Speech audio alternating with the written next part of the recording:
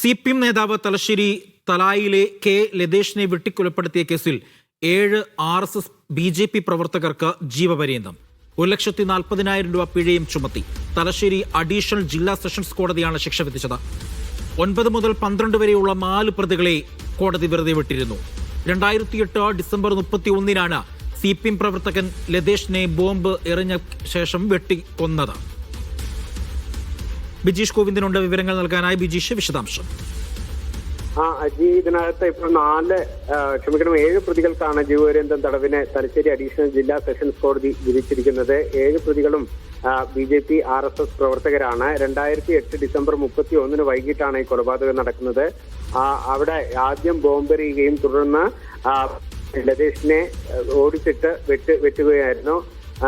ജീവരക്ഷാർത്ഥം ഒരു വീട്ടിനകത്തെ ഓടിക്കയറിയ ലതേഷിനെ അവിടെ ഇട്ട് വെട്ടിക്കൊന്നു എന്നുള്ളതാണ് കേസ്.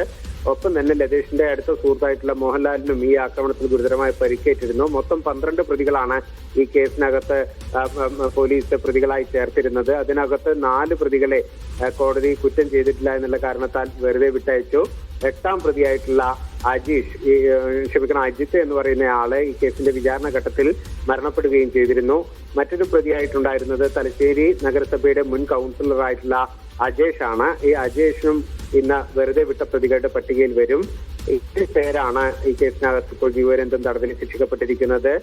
സുമിത്, KK പ്രജീഷ്, അതുപോലെ തന്നെ നിതിൻ, സനൽ, നിജേഷ്, സജീഷ്, ATV ജയേഷ് എന്നിവരാണ് ഈ ജീവപര്യന്തം തടവിന് ശിക്ഷിക്കപ്പെട്ട RSS പ്രവർത്തകരായിട്ടുള്ള പ്രതികളായിട്ടുള്ളത്. അജി, ശരി. ബിജീഷ് കോവിന്ദാണ് വിവരങ്ങൾ നൽകി.